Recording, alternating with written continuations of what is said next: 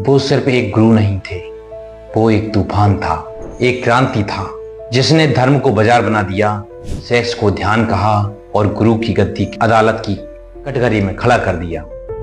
नाम था ओशो, लेकिन असल नाम था रजनीश चंद्र मोहन जैन। एक ऐसा इंसान जिसे पूजा गया या जला दिया गया।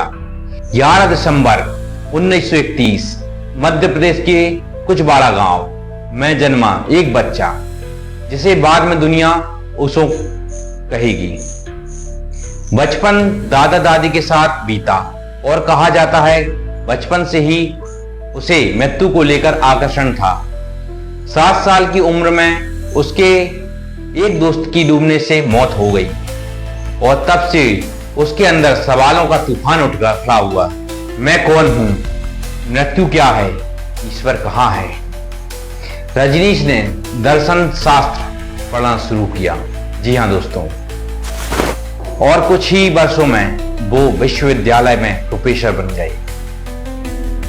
उसके लेक्चर में भीड़ उमड़ती थी, लेकिन उसके जवाब समाज के ढकोसले को तोड़ते थे।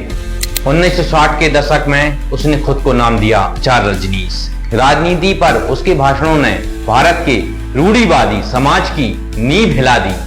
पुणे में आश्रम की स्थापना हुई। नए जमाने का सन्यास और लाल माला पहन कर झूमती रजनीश की फौज। जी हाँ, लाल माला पहनकर झूमती रजनीश की फौज।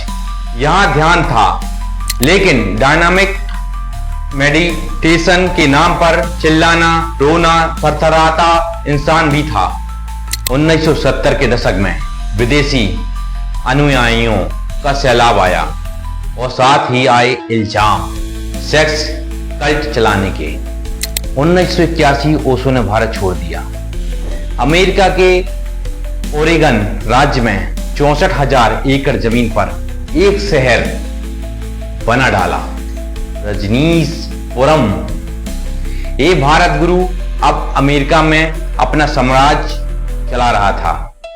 निजी हवाएं, जहाज, 93 रोल्स रॉयस कारें, हथियारबंद सन्यासी और उसके सबसे करीबी मानन शीला।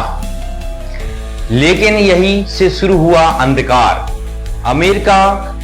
अमेरिकी सरकार, FBI, CIA, सबकी निगाहें अब ओशो पर थी। 1984 अमेरिका के इतिहास का पहला वायु टेरर हमला, जिसमें 750 लोगों को जहर मिला खाना, इल्जाम आया ओशो की शीला पर। अक्टूबर 1985 ओशो को गिरफ्तार कर लिया गया। 12 देशों ने उसे एंट्री देने से मना कर दिया। वो भटकता रहा, पनामा, जमैका, उरुग्वे और अंत में वापस भारत लौटते ही कहा, मैं ना हिंदू हूं, ना मुसलमान, ना ईसाई, मैं सिर्फ एक चेतना हूं। और फिर नया नाम रखा ओशो। ओशो ने काम वासना को आत्मज्ञान की पहली सीढ़ी बताया। वो कहता था जो लोग सोच भी नहीं सकते थे, लेकिन आलोचकों का कहना था ये गुरु नहीं, एक कलाकार है, एक मनोवैज्ञानिक चालबाज।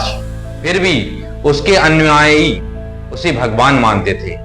19 जनवरी 1990 ओशो ने एक पुणे आश्रम में अंतिम सांस ली, मृत्यु प्रमाण पत्र में। लेकिन कुछ लोग मानते हैं उसे अमेरिका की जेल में धीमा जहर दिया गया था। उसके समाधि पर लिखा है, ना जन्मा ना मरा, बस इस धरती पर मेहमान था। 11 दिसंबर 1931 से 19 जनवरी 2090 तक वो जिंदा था या नहीं, ये सवाल नहीं है। ओशो एक विचार था, और विचार कभी मरते नहीं। आज भी उसके वीडियो देखे जाते हैं, किताबें पढ़ी जाती हैं और नई पीढ़ी से फिर से जानना चाहती है। जी हाँ दोस्तों, नई पीढ़ी उसे फिर से जानना चाहती है। अगर आपको एक कहानी दिलचस्प लगी हो तो इस वीडियो को लाइक जरूर करें, कमेंट में अपनी राय जरूर बताएं। आपके लिए ओशो क्या है? जी हाँ, एक आध्यात्मिक यानी या एक चालबाज दिमाग? और ऐसी ही कहानी के लिए चैनल को सब्सक्राइब करना ना भूलो।